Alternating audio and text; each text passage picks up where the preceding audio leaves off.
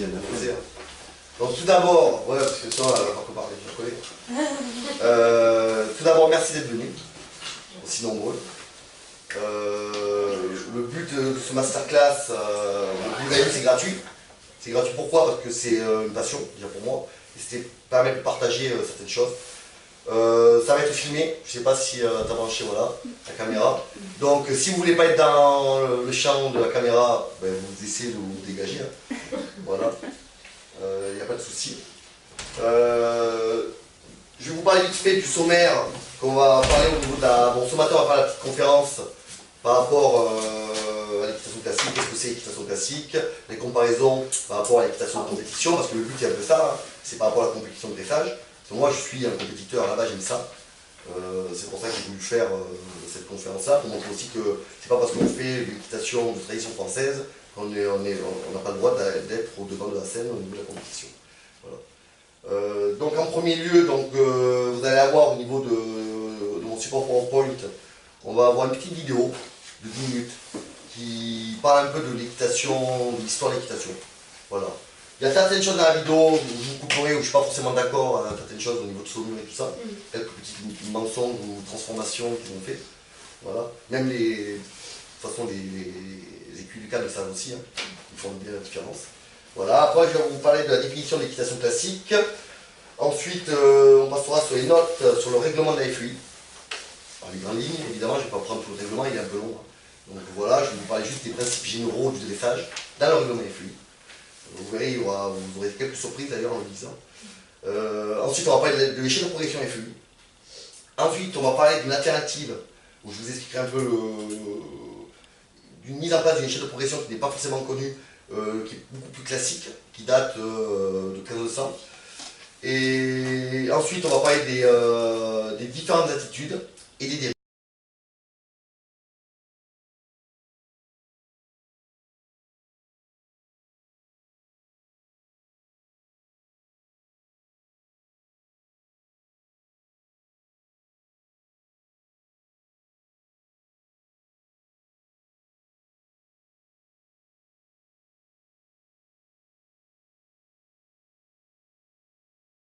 Les écuyers et écrivains équestres reconnaissent en Xénophon, général grec disciple de Socrate, ayant vécu vers 350 avant notre ère, une sorte de père spirituel.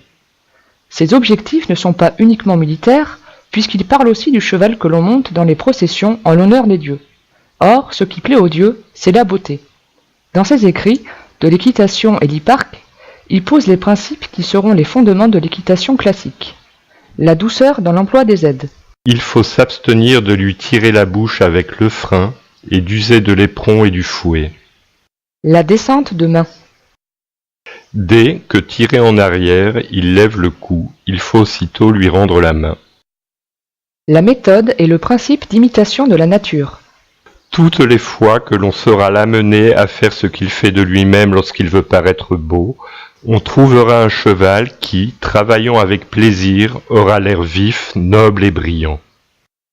On retrouve ici la notion aristotélicienne de l'imitation de la nature qui est belle et bonne. En 1516, la première traduction de l'équitation est imprimée en Italie. Elle inspirera les premiers écuyers de la Renaissance italienne. Grisonnet, gentilhomme napolitain, dans le premier traité d'équitation des temps modernes imprimé en 1550, nous livre le fondement de sa doctrine.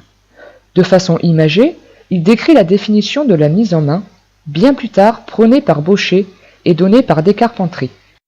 Décontraction de la bouche dans le ramené, c'est le mouvement de la langue analogue à celui qu'elle exécute pour la déglutition et qui soulève le ou les morts.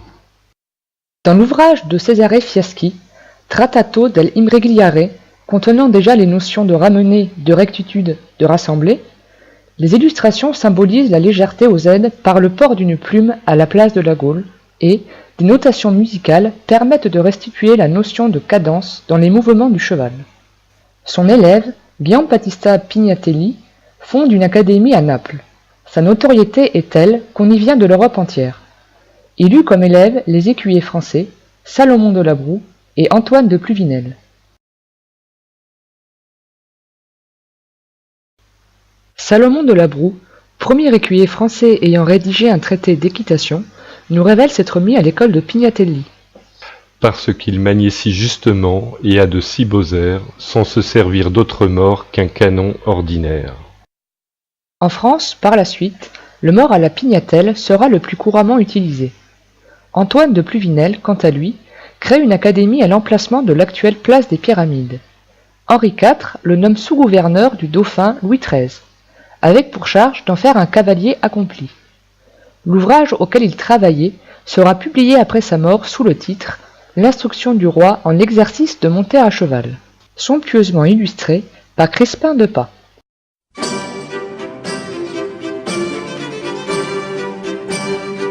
Pluvinel incurve le cheval autour du pilier unique. Il travaille le cheval sur un cercle en faisant venir les hanches en dedans ou sortir en dehors.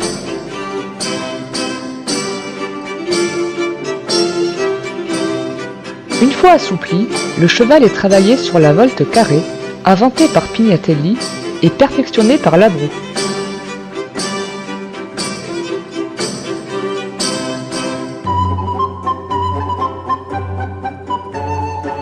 Il exécute des passades, exercice qui consiste à mener un cheval au galop sur une ligne droite et à exécuter une demi-volte ou une demi-pirouette à chaque extrémité de cette ligne, de manière à la parcourir plusieurs fois de suite.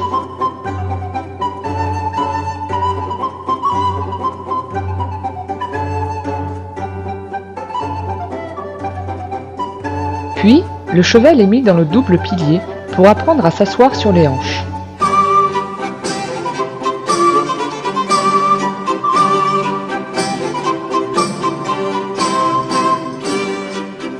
L'expression suprême du cheval sur les hanches est la pesade, qui est le fondement des sauts d'école. Au siècle des Lumières, on assiste à la maturation des idées héritées de la Renaissance. La raison et la rigueur deviennent inséparables d'une réflexion scientifique empreinte de cartésianisme. La connaissance progresse. C'est dans cette mouvance que s'inscrit l'équitation du XVIIIe siècle, devenant moins empirique et plus rationnelle.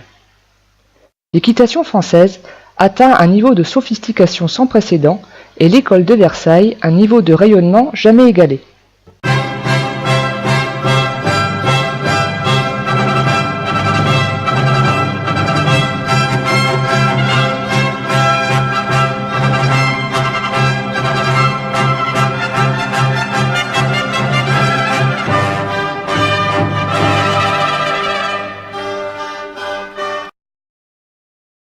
En 1733 paraît l'édition in-folio de l'école de cavalerie, contenant la connaissance, l'instruction et la conservation du cheval, de François Robichon de la Guérinière.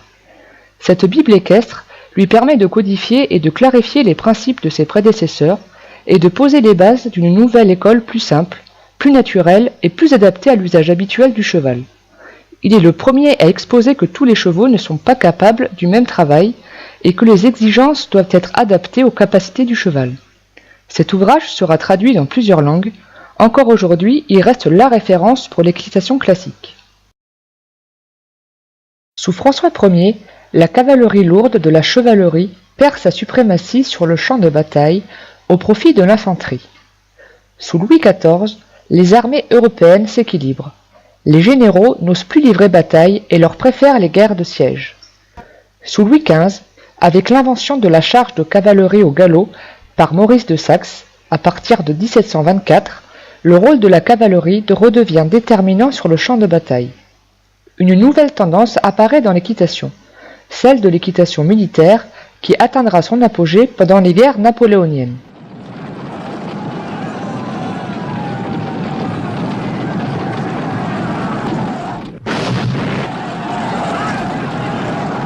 L'équitation classique, art de course sophistiqué, n'est pas adaptée aux nouveaux besoins de la cavalerie. L'enseignement militaire, bien éloigné de ses principes, consistait à prendre et rendre, et à laisser flotter les rênes quand le cheval marchait à peu près selon les désirs.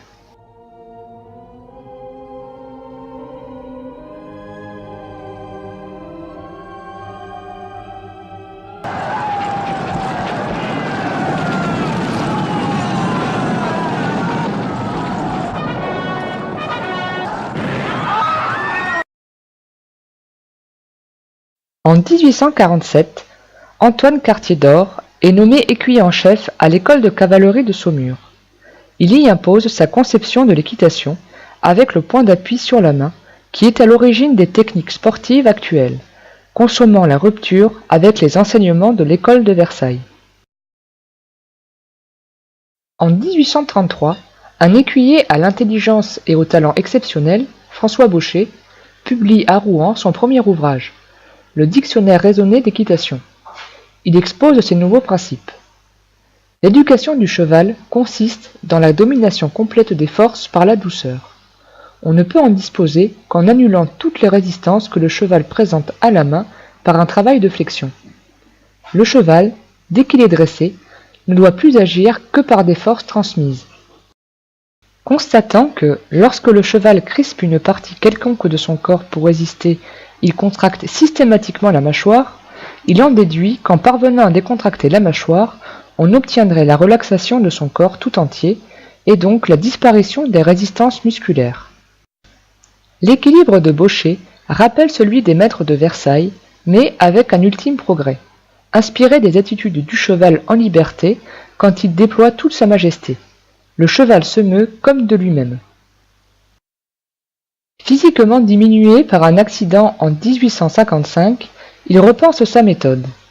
Les forces instinctives ne seront plus annihilées, mais réduites et contrôlées.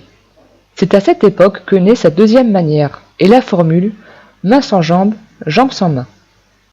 Le bauchérisme de la deuxième manière, exposé dans le livre de son élève Favereau de Kerbrèche, Dressage méthodique du cheval de selle, sera à l'origine de la doctrine d'écuyers comme Étienne Bedan et René Baccarat.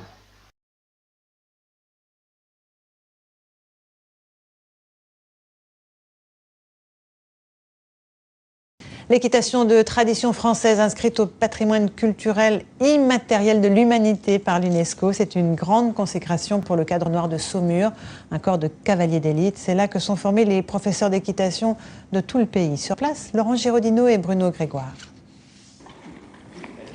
Ce léger petit pas de danse tient de l'entrechat pour un cheval. Des mois et des mois de manège quotidien sont nécessaires pour atteindre cette perfection de l'art équestre et l'harmonie entre l'homme et le cheval à son summum. C'est là où est toute la difficulté, c'est de trouver un dialogue et une harmonie entre les deux êtres vivants en fait. Autrement dit, c'est cet esprit de la tradition équestre française que l'UNESCO a voulu distinguer à travers le Cadre Noir. Une intention poétique, c'est-à-dire redonner au cheval la beauté des allures qu'il prend de lui-même en liberté. Et une intention philosophique, c'est le respect de l'animal et faire en sorte qu'il obéisse à de simples indications et non pas à la force et à la contrainte.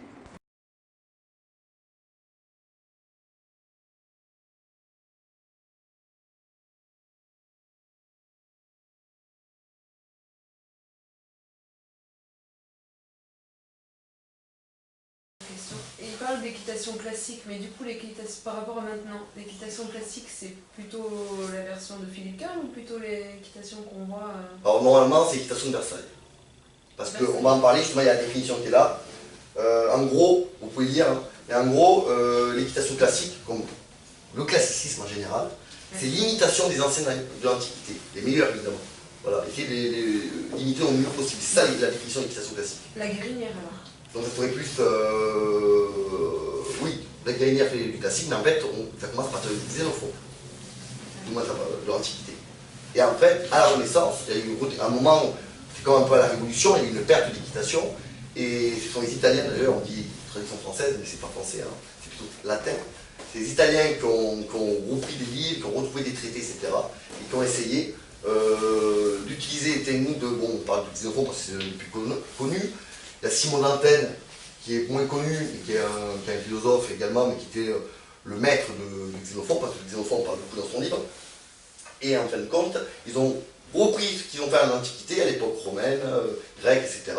Et ils ont essayé de traduire ça et de créer l'équitation classique de nos jours. Parce que ce que faisait la grinière, c'est ce qu'on fait maintenant. Après, on a évolué dans le matériel. Oui, mais la grinière, ce serait plutôt axé compétition.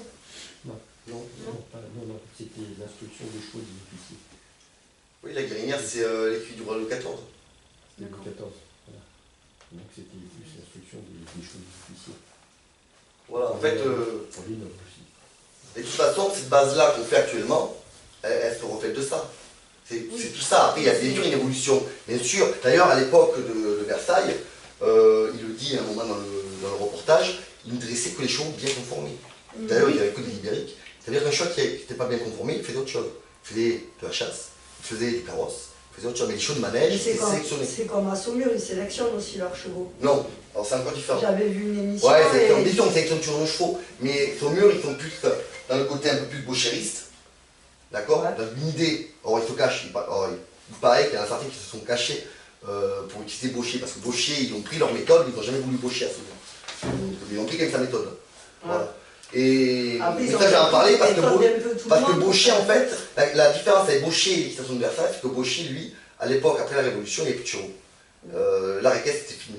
Et il est arrivé, ce gars. Et il va dresser ses pur sang, ces chevaux rétifs, compliqués, contractés. Donc, du coup, il a créé un procédé pour essayer de comprendre et pour essayer de dresser les chevaux rapidement et en enlevant toutes les résistances. C'est pour ça qu'il a vraiment décomposé, et toi quand même qui est plutôt bouchériste, tu me dis si je me trompe, hein. Moi je fais des grandes lignes, hein, je ne suis pas dedans à fond. Mais il a vraiment travaillé, donc il a commencé par enlever les résistances de la bouche, et il s'est rendu compte que la bouche avait de plus grosses résistances. Et il a décortiqué chaque partie du cheval pour ensuite tout rassembler. Et à Versailles c'était l'inverse, il travaillait les hanches pour avoir le devant. D'accord? Et que Baucher, lui, il a vraiment travaillé avant l'équilibre. devant et pour avoir le derrière. En gros, Versailles, c'est plus le travail du cheval dans l'ensemble. Ouais. On est dans le mouvement, il y a un meilleur mouvement dans l'ensemble du travail. Et que Baucher, lui, il prenait tout à l'envers, c'est-à-dire que lui, il va attaquer là où il y a une résistance, il va s'occuper que de la résistance. D'accord. Et Il petit ne va pas à petit, décortiquer chaque... c'est-à-dire qu'en fait, il y a une résistance là, il s'attaque à la résistance là, il va résoudre tous les problèmes de résistance, et une fois que tous les problèmes de résistance sont, entre guillemets, traversés, à ce moment-là, il va dans le mouvement. Mais le mouvement vient après. C'est-à-dire qu'en fait, le mouvement vient tout seul. Oui. Voilà, il vient tout seul. C'est ce que tu expliquais là. Il vient naturellement en fait pour le cheval. Baucher était rentré dans le dialogue, c'est qu'il avait un cheval compliqué et qu'il s'était attaqué à... Un mois, tous les jours, on va faire des flexions et... Les flexions, ils les utilisaient avant aussi, hein, mais c'était pas pareil. Ils n'avaient pas jusqu'au bout du problème. Cela dit, la méthode Baucher marche sur la mienne, c'est sûr. En tout cas. Et après, Baucher aussi, il a changé de méthode un petit peu, mais c'est suite à l'accident d'une part. Il a fait quand même beaucoup de transformations entre la première manière et la deuxième. Donc carrément dans la deuxième manière, il contredisait, il disait, il enseignait aussi que sur certains principes, comme notamment la posture de Bizarre sur le pic, il ne fallait plus faire ça. Parce que il s'était rendu compte qu'il y avait des nuisances. D'accord. Voilà. Et en fait, Baucher, par rapport à Dor, c'est un aristocrate qui lui avait accès il avait accès aux hippodromes. Lui, il dressait beaucoup les chevaux sur les hippodromes, mais il les dressait dans la vitesse. Oui, voilà. c'est différent. Et donc Baucher, lui, c'était quelqu'un qui venait de la base, hein, puisque ses parents, je sais plus qu'ils avaient joué à leur métier. Mais bon, il a été formé en Italie, mais après derrière, comme il a voulu travailler, dresser des chevaux, et il a été employé dans un manège qu'il a racheté par la suite, il dressait ce qu'on lui a mis. Et à l'époque, les pur sang, les chevaux qui étaient vendus pour un peu la classe moyenne actuelle, enfin de l'époque, c'était beaucoup des chevaux qui étaient issus des courses, des pur sang, etc., et qui ne pouvaient plus être dressés selon les préceptes de l'ancienne tradition, l'école de Versailles, qui mettaient au pilier, etc., parce qu'ils étaient beaucoup plus réactifs. Oui. Et donc, physiquement, ils sont aussi différents. Ils sont différents, et donc, résultat, il a fallu qu'ils trouvent des moyens, il a cherché des moyens de façon à pouvoir, parce qu'en plus on est à une époque les plus en miniature. Hein. Bon, oui. Voilà. Donc il a fallu qu'il trouve des moyens de façon à pouvoir vaincre les résistances, plutôt que de rester dans le mouvement, il a cherché. Ouais. Il a cherché. Puisqu'il permet aussi du coup de s'adapter à chaque cheval. Ah ben oui. Aussi, si on arrive à faire ça sur un pur sang, ça peut aussi bien fonctionner sur un ibérique ou sur une technique, bonne technique. Après voilà, pour moi, bon, c'est vrai qu'il ne faut pas trop le dire, mais pour moi c'est une continuité un peu de l'école de Versailles, c'est une des évolutions pour moi, pour moi personnellement, c'est une des évolutions. Enfin, j'aurais pas qui m'aurait de travers, mais méfiez pas. Mais pour moi c'est une évolution. Après on pourrait le classer peut-être du cavalier moderne. Moi souvent je dis romantique, mais bon on me dit que c'est encore autre chose. Mais Mais pour moi, c'est une continuité. C'est-à-dire qu'il ne faut pas oublier l'école de Versailles, parce que moi, je suis issu de ça plutôt. Mais je l'utilise aussi pour ses débouchés, quand j'en ai besoin. Et moi, je vais surtout travailler sur le côté flexion, décontraction de la mâchoire, etc. Parce que je me suis rendu compte, moi, personnellement, je me suis rendu compte que ça ne servait à rien d'arrondir un peu le cheval, parce qu'elle est suffisamment souple, mais qu'il fallait axer notre travail sur la décontraction de la mâchoire, pas la session de mâchoire, pas le travail de flexion aussi, également. Parce que pourquoi la flexion, c'est pas forcément pour l'encolure, c'est pour travailler aussi la nuque. Il y a un gros problème au niveau de la nuque, parce que la nuque ne fonctionne pas latéralement, mais par rotation. Donc du coup, c'est là où la résistance va se faire. Et souvent, quand un cheval a un point de rotation au niveau de la nuque, il va basculer la nuque d'un côté ou de l'autre. Voilà. Mais si on est contacté à la mâchoire avant, ça pose problème. C'est pour ça que je préfère, moi, ouvrir un peu les choses là, parce que le ramener en soi, je pense que c'est pas une obligation. Bedin d'ailleurs le dit, je crois. C'est pas une obligation, mais faire un cheval plus beau. Voilà, il fait un peu la finalité. En fin de compte, le ramener, on va l'obtenir vraiment par l'abaissement des hanches. Et même dans les photos, là, les vidéos, dans les piliers, ils ne sont pas forcément un champ. Non, à un moment, le cheval est relativement ouvert pour justement mettre du poids le plus derrière possible et pour pouvoir libérer les épaules, tout simplement. Après, par contre, c'est vrai qu'au fur et à mesure, quand les hanches commencent à se mettre, moi je le vois sans chercher à le ramener. Là, je commence à travailler un peu les hanches, un peu à sur le cheval un peu plus. Et le cheval va de lui-même, la mâchoire est déjà suffisamment décontractée, de lui-même il va venir se ramener. Et en même temps, ça donne plus de chic au cheval. Voilà. Mais attention, voilà, il faut que je remarque qu'elle fasse ça. Que les parotites elles sortent, que elle fasse ça, il ne faut pas qu'il fasse ça. C'est ça le problème souvent, parce que souvent on décontacte la mâchoire, on fait une flexion, le cheval quand même on demande une flexion, il va tomber dans la flexion. Il faut réussir à flexionner le cheval qui vient mettre la tête à droite, tout en gardant la rotation de la nuque, mais ça qui vient de tomber. Si moi je veux qu'il tombe, c'est moi qui dois lui demander de tomber, par exemple. C'est le but de l'équitation pour moi, c'est de pouvoir mettre le cheval dans l'attitude que je souhaite. C'est-à-dire en haut, au milieu, en bas.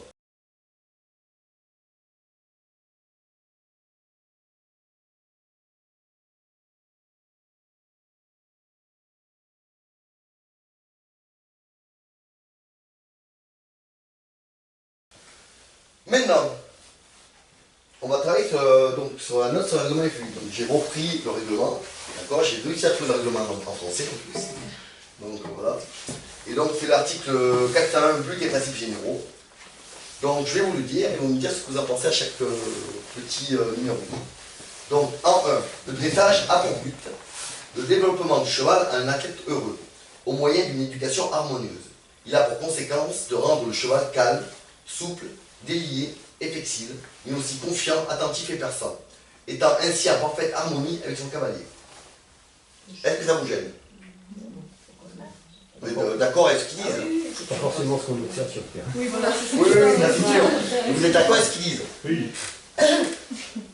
En 2, ces qualités se manifestent par la franchise et la régularité des allures, l'harmonie, la légèreté et l'aisance des mouvements, la légèreté de l'avant-main et l'engagement des postérieurs, dont l'origine vient d'une impulsion toujours en éveil, la soumission aux morts sans aucune résistance ni défense, c'est-à-dire avec une décontraction totale. C'est rien qui vous gêne? Vous êtes d'accord? Soumission, le mot, alors là, arrêtez avec la soumission. On en parlait hier. je dirais plutôt. J'avais parlé hier. On en parlait hier. Non, c'est une connerie ça. La soumission, c'est marqué dans le dictionnaire, c'est le fait d'accepter l'ordre de quelqu'un. Ben, pourtant, tu soumets ton cheval, il demande de faire une jambette, ou quand tu fais de la liberté. Tu soumets ton cheval, c'est une soumission. On n'est pas. Je parle pas de la soumission. Ouais, mais nous, on ne le voit pas comme ça. Je pense que dans l'évolution sociétale du vocabulaire sur certaines notions comme la soumission, c'est sous-entendu qu'il y a quelque chose de coercitif derrière. Mais la soumission, quand on est soumis à la loi existe, qu'on l'accepte ou qu'on ne l'accepte pas, elle s'applique pareil. Ah oui, en ce qui concerne les lois naturelles. Voilà, parce qu'après, bon, la loi des hommes, ça peut être autre chose. Mais une loi, par principe, tout le monde est soumis à la loi. Mais être soumis à la loi, c'est simplement parce qu'elle s'applique de fait. Et ce n'est pas parce qu'il y a une punition qui est donnée à partir du moment où on ne respecte pas la loi.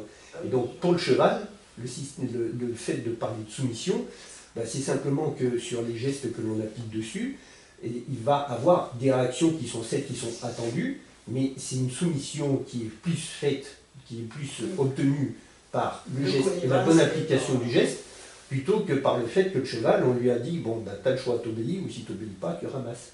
Voilà. Oui, nous, il y a c'est ça. pas, voilà. C'est pas esclavage. Ouais, c'est pas la même. Ouais, et je pense que sur le terme de soumission, sur le terme, et puis il y en avait un autre aussi qui me venait à l'esprit, mais j'ai oublié, je pense que là, au niveau sociétal, en dehors de l'équitation, on est en train de partir sur des déviances de sens de vocabulaire qui font que maintenant, eh ben, il y a des mots qui ont perdu leur sens d'origine sur lesquels on met une mauvaise connotation. Voilà. Exact. Parce qu'on peut avoir un cheval soumis qui soit heureux de travailler. Dans l'équitation de travail, ils sont soumis heureusement parce que sinon ça... Oui, bah, si les gens de base ne se soumettaient pas, ça serait compliqué. Ah bah, si ils étaient pas soumis, on ne serait pas dessus. Ah oui, oui, c'est sûr, de base. Son pas est régulier, franc et aisé. Son trot est libre, souple, régulier et actif. Son galop est régulier, léger et en équilibre. Ses hanches doivent se montrer actives en toutes circonstances. Elles répondent au moindre appel du cavalier et animent par leur action toutes les autres parties du cheval. Moi, pour l'instant, ça me plaît bien. Je pense que vous êtes d'accord. S'il y a un truc, vous ne pouvez pas vous stopper. Hein. C'est pas fixé à son impulsion, toujours en éveil, et à la souplesse de ses articulations, qu'aucune résistance ne paralyse le cheval, obéit de bon cœur, et sans hésitation, avec calme et précision aux différentes actions des aides, manifestant un équilibre naturel et harmonieux, tant physiquement que moralement. Impeccable. On est bien là. Pour l'instant, ça reste dans mon idée, moi, de l'équitation. Dans tout son travail, y compris à l'arrêt, le cheval doit être dans la main. Alors déjà, il ne parle pas de mise sur la main, là, il parle de... Bon, moi je ne suis pas contre la mise sur la main, je vais vous expliquer pourquoi. Voilà, il est dans la main. Un cheval est dit dans la main car l'encolure est plus ou moins soutenue et arrondie, selon le degré de dressage et suivant l'amplitude ou le rassemblé de l'allure. Il manifeste une soumission par un léger et moelleux contact de la bride et une décontraction totale. La tête doit rester fixe et en règle générale, le chanfrein légèrement en avant de la verticale. En avant de la verticale. Voilà. Après, elle peut se rapprocher, elle peut être sur la verticale quand même. Mais voilà, il préconise quand même, je ne mouille pas trop, hein, tu me diras, mais il parle quand même de en avant la verticale. Hein. Ce qu'on ne voit pas, on voit bien l'inverse. Et en détente. Moi, on voit souvent des chevaux fermés. Voilà, carrément en capuchonné. Encapuchonner un cheval, c'est facile. Hein. Moi, je vous encapuchonne n'importe qui. Hein. Même un fjord avec un toit comme ça, je l'enferme. Bon, c'est très facile. La nuque souple étant le point le plus haut de l'encolure, le cheval n'opposant aucune résistance à son cavalier. Donc pour l'instant, c'est parfait. C'est exactement ce que pour moi l'équitation de Versailles, l'équitation de Gaucher, etc. Pareil. La cadence se manifeste au trot et au galop et résulte de l'harmonie générale que montre le cheval lorsqu'il se déplace avec régularité, impulsion et équilibre. La cadence doit être maintenue dans tous les exercices au trot et au galop et dans toutes les variations de ses allures. La régularité des allures est une qualité fondamentale dans le dressage. Donc règlement et fluide, c'est ce qu'on fait. Donc il n'y a pas de souci. Par contre, quand je vois, bon là on va citer des noms, bon là en gros c'est pas une méthode, hein. C'est en gros un cheminement à faire pour obtenir une équitation juste. Par contre, on peut obtenir cette progression avec la méthode que l'on veut. Hein, chaque entraîneur l'applique comme il veut. D'accord? C'est juste un cheminement. Donc l'idée est pas mal dans l'ensemble. Par contre, quand on le voit comme ça, on a l'impression qu'il y a, il faut commencer comme ça, puis comme ça, puis comme ça, puis comme ça. Non, en fait, moi je vois ça différemment. Pour moi, le rassemblé déjà, comme vous voyez là, le rassemblé, il est dès le départ. Je pense déjà au rassemblé dès le départ. Je ne dis pas qu'ils sont rassemblés, mais je pense déjà à le rassembler et mon but c'est de les rassembler dès le départ. Travailler le rassembler. D'accord? Parce qu'un cheval n'est pas fait pour porter un cavalier sur son dos, donc on est obligé de travailler son équilibre. Parce qu'un équilibre de cheval naturel, un équilibre avec le cavalier n'est plus le même. Donc à un moment, on est obligé de faire tout ce travail-là pour justement rétablir l'équilibre et qu'il arrive à le supporter et à garder le même équilibre naturel qu'il a en liberté sans nous. Donc comme vous voyez là, le début de l'échelle de progression, c'est la correction de l'allure, la souplesse et la décontraction, la qualité du contact, du moins, c'est pas l'impulsion normalement, je sais pas pourquoi il y a marqué ça, c'est la propulsion, la rectitude et le rassembler. D'accord? Donc moi je suis d'accord avec tout ça, le cheminement, je suis relativement d'accord, mais on doit ça doit se travailler presque en même temps quoi, dans l'idée. Mais même dans l'idée, même si on l'a pas forcément atteint. Donc la correction de l'allure, c'est veiller en permanence à la locomotion à travers la correction du rythme, de la vitesse et de la cadence. Donc quand on parle de correction de l'allure, on va vérifier, on va d'un cheval même lâcher s'il a un bon rythme, s'il a une bonne vitesse et une bonne cadence. Voilà. Et suivant le niveau concerné évidemment. Parce que plus le cheval va avoir une évolution, plus le cheval va avoir une allure beaucoup plus suspendue et beaucoup plus aérienne. Voilà. Donc je ne dis pas la suite, hein, c'est pas très... Voilà. Après la souplesse et les contractions. C'est important, on travaille la souplesse, on travaille la décontraction. À savoir que la souplesse est d'ordre physique, d'accord? C'est comme moi, si je me baisse, etc. Bon voilà, c'est une souplesse d'ordre physique. La décontraction, c'est d'ordre mental, d'accord? C'est, voilà, ils disent donc l'aisance des mouvements donc, pour la souplesse l'élasticité des foulées, un rythme régulier, un dos élastique, la capacité à s'incurver et à se déplier, une nuque perméable permettant un contact agréable, et une bouche décontractée, une queue bien portée et se balançant symétriquement. La queue doit être souple, d'accord? Et elle doit pouvoir avoir un mouvement normal. Voilà. Si vous sentez or, il faut vérifier aussi aux races, hein. C'est quand vous avez un pur sang arabe, ils ont naturellement la queue un peu rigide, un peu tendue. Bon, aussi, leur marque de vertèbre, etc. Donc c'est pour ça qu'ils ont cette tension du queue un peu relevée. Et sinon, quand on voit des chevaux voilà, qui dès qu'on fait une action de jambe ou quelque chose, on sent un mouvement de queue un peu énervé, là ça veut dire qu'il y a quand même un souci de souplesse et de décontraction. Voilà, et au niveau de la décontraction, donc comme c'est d'ordre mental, ça sera au niveau de l'expression, d'avoir une expression sans anxiété, un cheval qui va graisser les dents, un cheval qui va mettre les oreilles en arrière, les naseaux qui vont se dilater, tout ça c'est un signe de contraction, pas de décontraction. Voilà, ouais, ils disent, tu vois, voilà, il bouge décontracté, il mâche simplement le mort, voilà, il y a une respiration calme et bien rythmée. Voilà, parce que ce qui est important, c'est au niveau de la bouche, souvent, et là on parlera des dérives plus tard, c'est qu'un cheval doit être ni muet, ni bavard. Il doit être entre les deux. C'est-à-dire que si tu fais une action de main, il doit pouvoir mâcher. Alors moi je dis un peu comme une vache qui rumine. C'est ça le mâchement. Quand on sent un cheval qui mâche un peu rapide, ou qui mousse énormément, etc., là il y a de la contraction. Ouais, il y a de la contraction de la et tu vois, la langue va se remonter, et là on n'a plus de contact, on n'a plus rien. Parce que le contact, il faut l'avoir quand même. La finalité, c'est de le perdre, du moins le perdre. C'est d'avoir des rênes qui se relâchent, mais quand même, il y a une tension malgré tout. On sent la tension dans le dos, et ce contact, il y est. Parce que le contact, à un moment, quand il n'est plus dans la main, dans le contact de la main, il est dans l'esprit. Donc c'est ça qui est important. Voilà.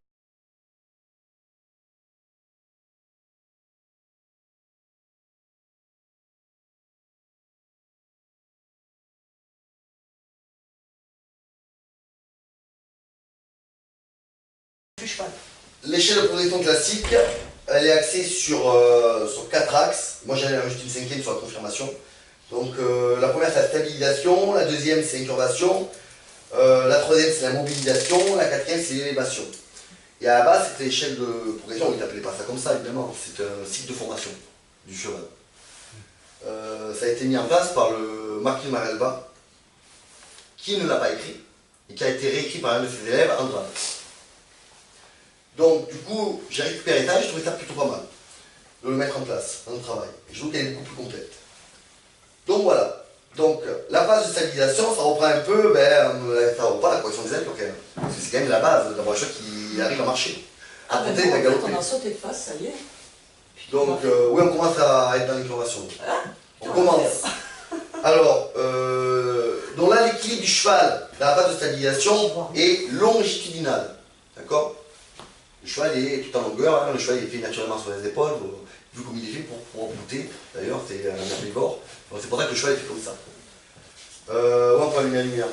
Non, c'est pas ça, au contraire. Te mets le parasol, j'allais dire.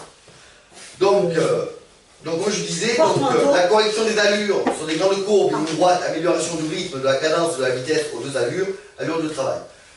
Un truc où je ne pourrais pas une correction, c'est juste sur le travail d'efflexion pour commencer du moment que le cheval a le mort, on commence à employer un mort, on peut le mettre en phase de stabilisation, le travail d'efflexion. C'est vrai que je l'ai mis en incurvation, mais on aurait pu le mettre en stabilisation. Parce que du moment qu'on met un mort à un cheval, il faut déjà l'éduquer à ce mort-là.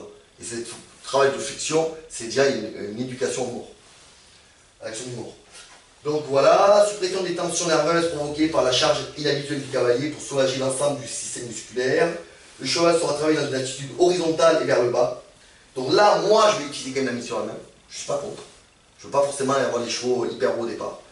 Je vais les relever par moment, mais quand je veux une attitude générale de présentation, en gros, je peux avoir un cheval qui est... Alors quand moi je parle de mise sur la main, c'est juste avoir un contact. Alors un contact, ça ne veut pas dire rapport du poids. Il faut attention de ne pas faire des amalgames.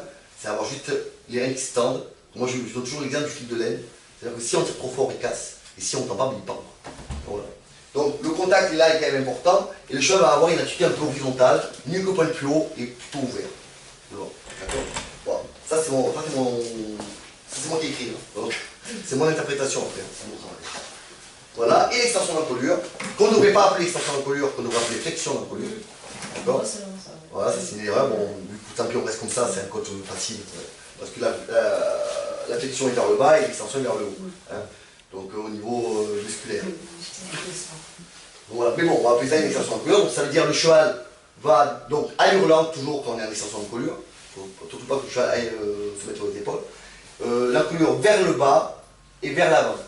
Le bout du nez qui va s'ouvrir. D'accord. Alors, tu vois les chevaux, il peut avoir un léger arrondi quand même, parce qu'il y a des chevaux qui ont une encolure naturellement comme ça. Donc, voilà, c'est naturel. Mais après, on essaye de les ouvrir un maximum, mais on fait comme on peut. D'accord. Mais il ne faut surtout pas ramener les mains pour. Au contraire, on avance les mains pour que le cheval descende et on obtient l'extension d'encolure en laissant glisser les rênes. Moi, mon cheval est sur la main ou en main.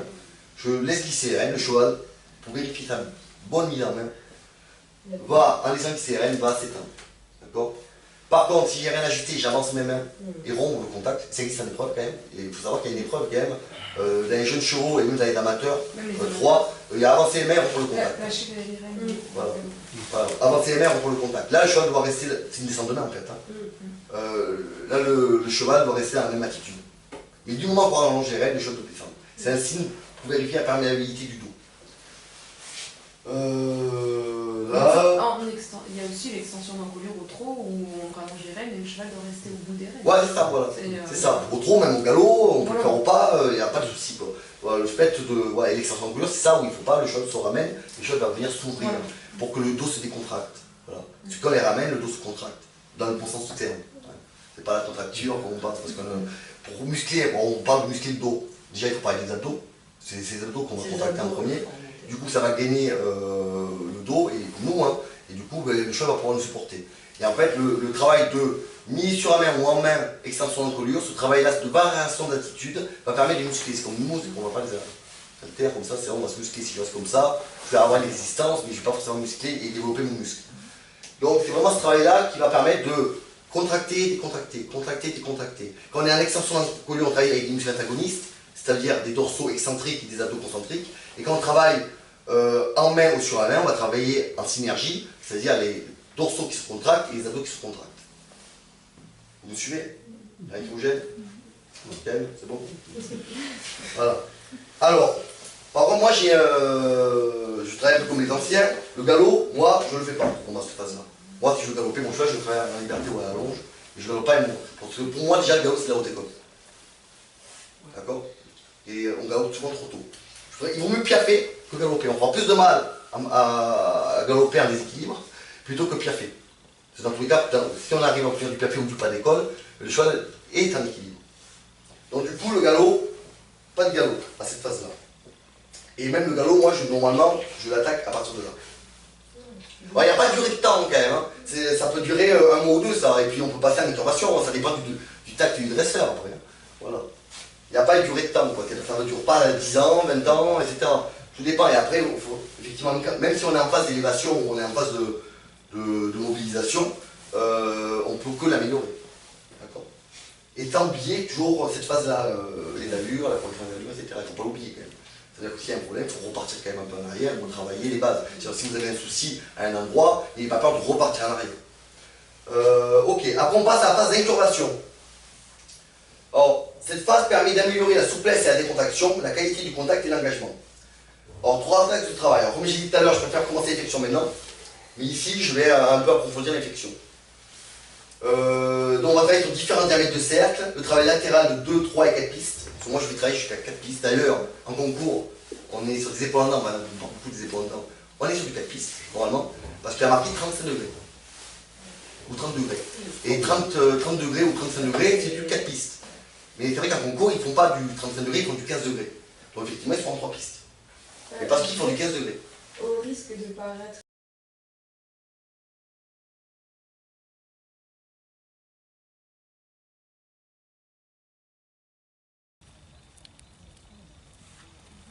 Donc une jument anglo croisée avec quoi à l'orient?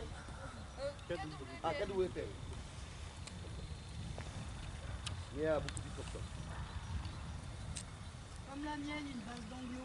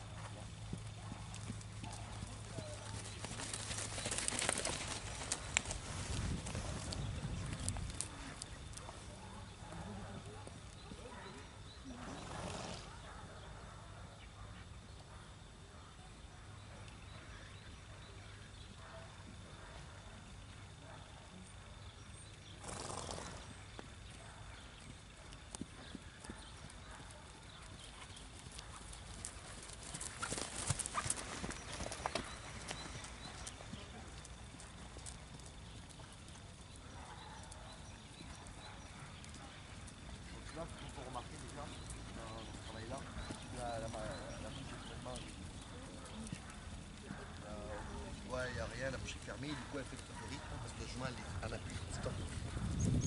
Bon, c'est vraiment... oui, du coup, ça j'avais déjà vu dans ces vidéos, elle m'a envoyé une vidéo. Mais il faut que c'est difficile, parce que la bouche est...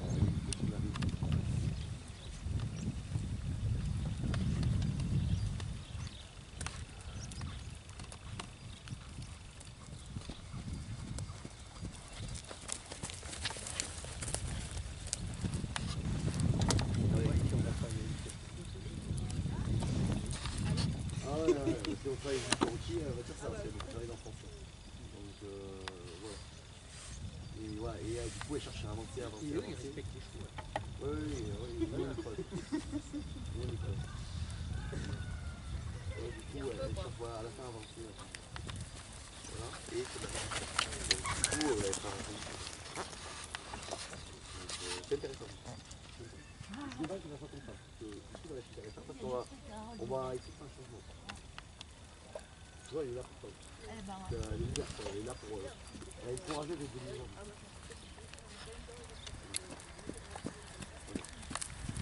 C'est pour ça que c'est très intéressant.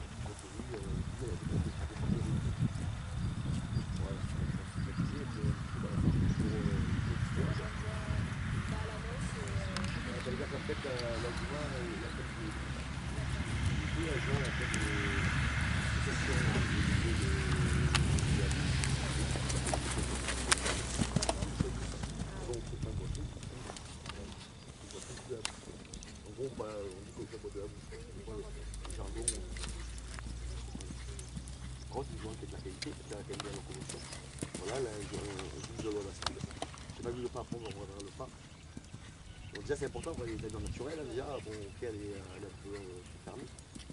Voilà, la jument, voilà, la jument, la nettoie, il faut toujours la faire avancer. Et là il veut la faire avancer, on arrive tout c'est pas bon. Mais bon, voilà, elle a déjà deux bonnes allures. Oui, bien sûr, bien sûr. Et c'est ça qui est dommage, on a essayé de voir qu'on peut améliorer, on peut largement améliorer. Et là, voilà, je vois quand même, elle a pris une position quand même qui est pas non plus mauvaise. Elle ne pas, elle est quand même correcte. Elle essaie de repasser au pas.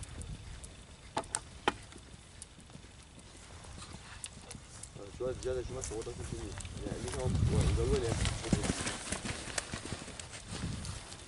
Ouais, ton échange, c'est pas bien. Même si c'est encore un petit peu les épaules, mais c'est pas heurté. C'est toujours quand on voit une critique, ce qui est important, c'est de regarder toujours le bout du pied.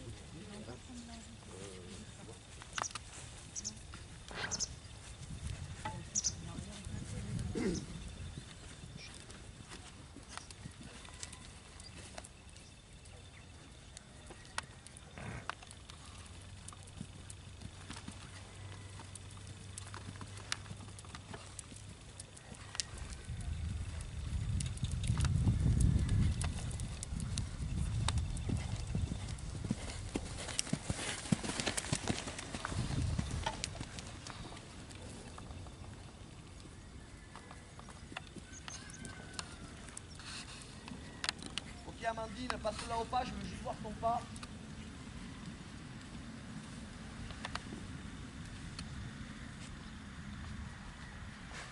Voilà un bon pas. Un trop bonne allure. Donc maintenant il n'y a pas. Alors, tu peux venir, c'est bon.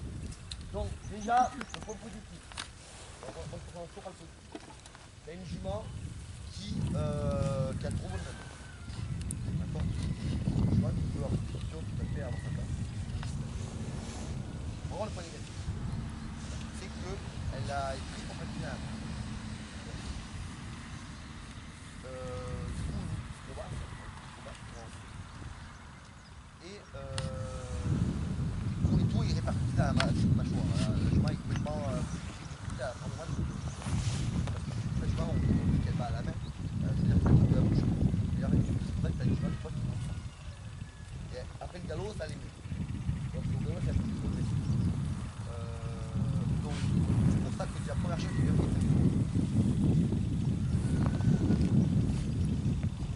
Bon, c'est bien, la réaction. Par contre, moi, elle finit pas son geste. On t'entend quand elle fait ça, qu'elle ne s'énerve pas, je relâche un peu pour la laisser réfléchir. Ça, c'est ma façon de voir, hein. Attention, moi, je fais pas ce qu'il y a marqué dans les livres, je fais ce que je sens. D'accord. Non, moi, alors, je fais. Bien, ça prend pas à faire. Je vais rien faire d'autre, peut-être. Je vais pas faire d'autres flexions. Je vais faire juste celle-là, et vers le bas. Celle-là et vers le haut. Vous voyez l'attitude droite, je peux la positionner où je veux déjà. On fait. On relève. Là, j'ai eu un relèvement minime, j'ai pas voulu aller plus haut, parce que je ne veux pas la brusquer. Déjà, elle n'a pas eu la même réaction que tout à l'heure. Elle a mâchouillé, elle n'a pas reculé, elle a mâchouillé. Voilà. Et après, quand j'ai la tête où je veux, je mets une action un peu sur la tête.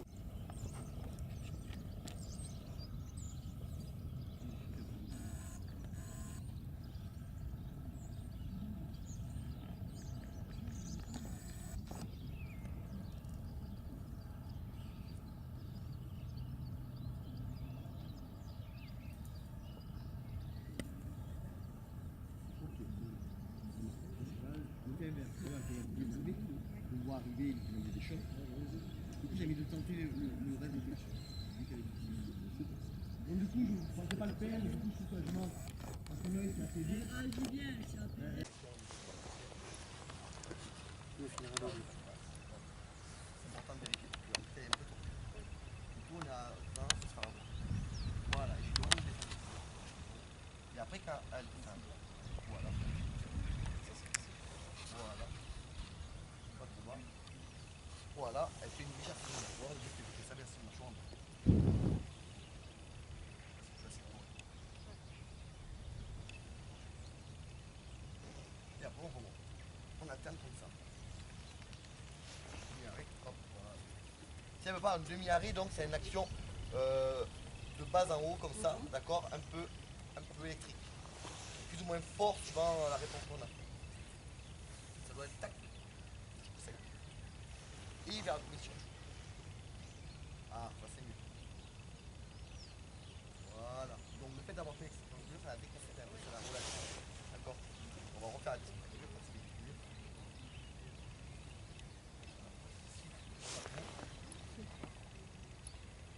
Là, on sur son mâchoire en même temps. Voilà.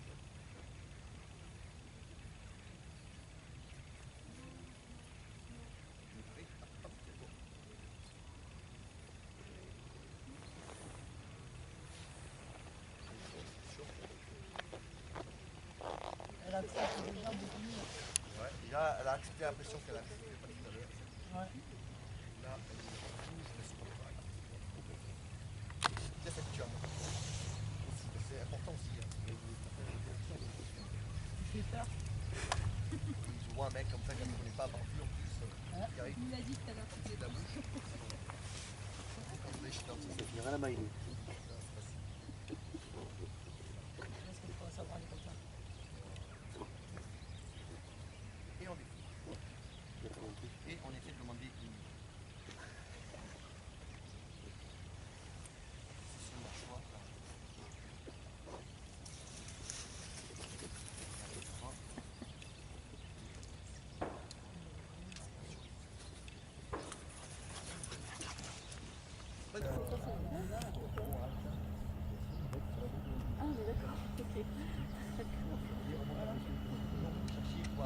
descendre d'elle-même, tu vois.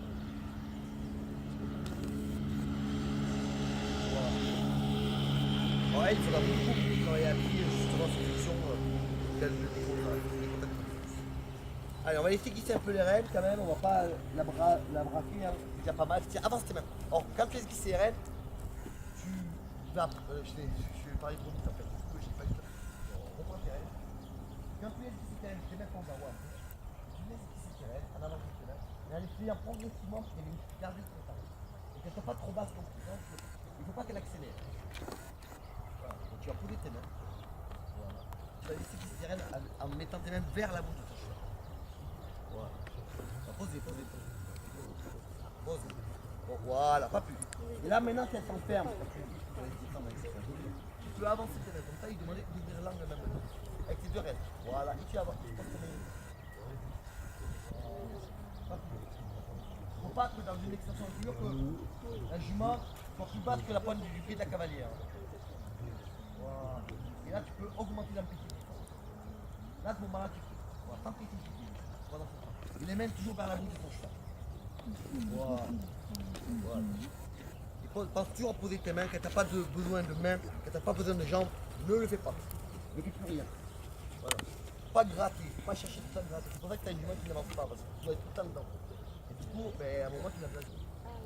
C'est moi, par contre, vraiment j'ai acheté. Pas une jambe, pas la ouais.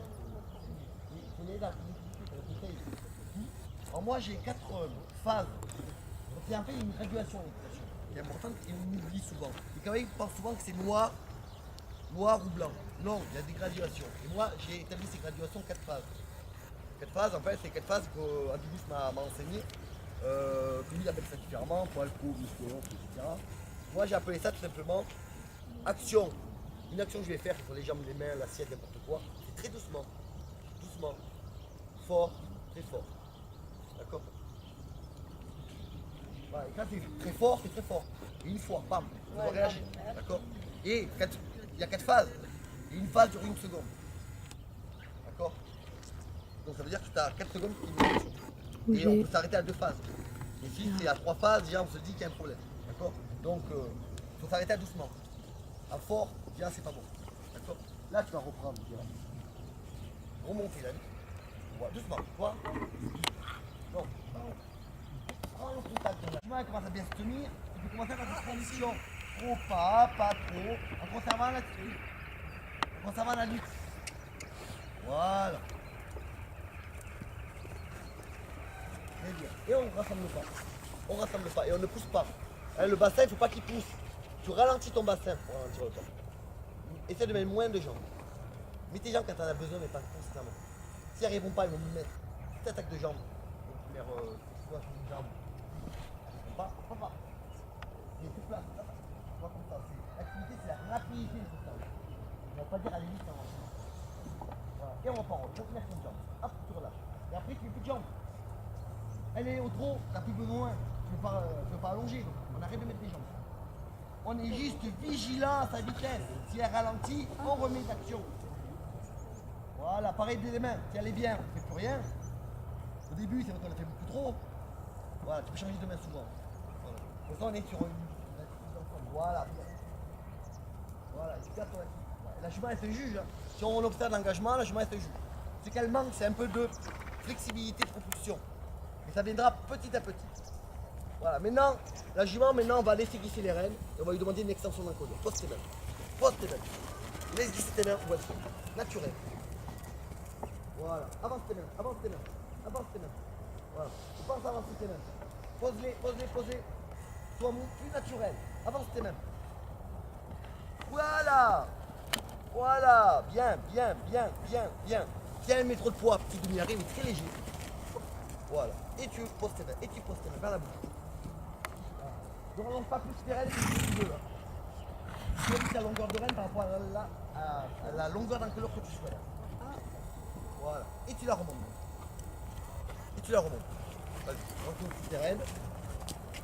Voilà, alors toi il faudra aussi apprendre à faire la longueur de rêne. Il ne faut pas faire des chatouillages. On prend 1, on va à 2 secondes pour avoir rajouté tes rênes.